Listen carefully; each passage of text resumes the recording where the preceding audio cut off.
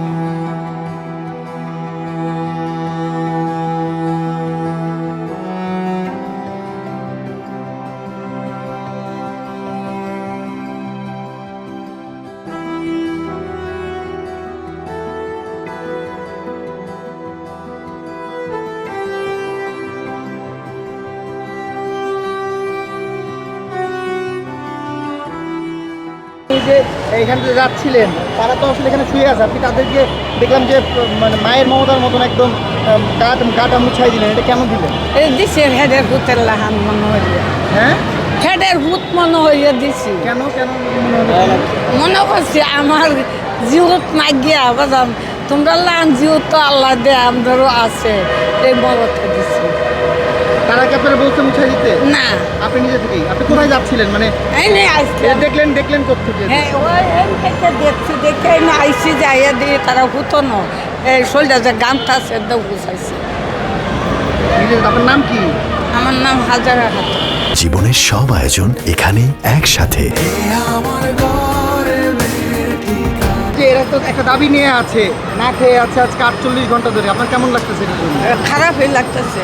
কেন খারাপ লাগতেছে? না খায় যে কোনো একটা দাবির উদ্দেশ্য আছে, দাবি জনগণ হইতেছে না, তখন এটার একটা ইয়ে আছে না, এটার আমাদেরও তো দাবি পূরণ হইতেছে না। আপনি আপনার ছেলে মেয়ে নাই? আমার এক ছেলে লইয়া রাড়ি হয়েছিলাম, 6 মাসের মানুষ, মানে এই ছেলে আল্লাহর মাল, 7 জনের বাপ হয়েছে, তার জীবত লইয়া দেখা তাহে। এই জন্য খুব মায়া লাগছে আপনার? হ্যাঁ, দেখে যখন আমার মায়া লাগছে, না খাইয়া না বইয়া চলতেছে, এটা লাগিয়া আমি আইসি যাই দেখছি ছেলে শরীরটা গামতাছে, এর বিজা খাওয়াটা দিয়ে শরীর দিয়ে ফুসকাইয়া দিছি দুজনে। আসলে মানবিকতার দিক থেকে যদি ধরি অথবা নিজেরও বাড়ির পরিবারের মানুষ যদি ধরি, এরকম থাকলে তো সবাই আসতো, আয়সা এরকমভাবেই আদর যত্ন করতো। আমরা আসলে বাঙালি হিসেবে ওই জিনিসটাই আমরা নিজের মধ্যে ধারণ করি, কিন্তু এরকম মানুষ পথচারী যে আমাকে কোনোদিন চেনে না, কোনোদিন দেখে নেই, এরকম অবস্থায় দেখে আয়সা নিয়ে আমার হাত পা মুছিয়ে দিল, মুখ মুছিয়ে দিল, কত আদর যত্ন করে।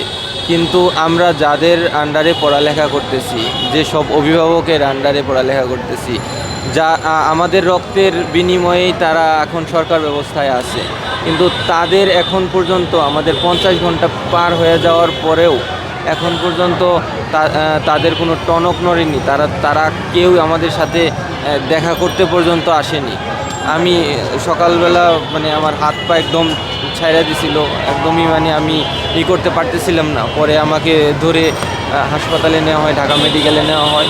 ওইখান থেকে আমাকে 2টা স্যালাইন করা হয়েছে। 2টা স্যালাইন করার পরে এখন আমি মানে এরকম অবস্থায় আছি। আমাদের অবস্থা মানে সময়ে আশঙ্কাজনক হচ্ছে। এতটুকু মমত্ববোধ একজন রাস্তা দিয়ে হেঁটে যাওয়া পথচারী, একজন মায়ের মনকে কাঁদিয়ে তুলতে পারে, কিন্তু আমাদের অন্ধ ইন্টারিম, অন্ধ কারিগরি শিক্ষা বোর্ড, অন্ধ আমলাতন্ত্র কোনোভাবেই তাদের চোখে পড়তেছে না। আমাদের কষ্ট এটাই যে একজন মা যদি তার ছেলেকে এই কষ্টে দেখতে পারে, কিন্তু একটা আমাদের শিক্ষাগত যে যোগ্যতা পাবে অভিভাবক, ওনারা কি এখনও অন্ধ? কতগুলো লাশের দরকার ওনাদের আমাদের দাবি মানার জন্য? আমি এটা প্রশ্ন রেখে যেতে চাই।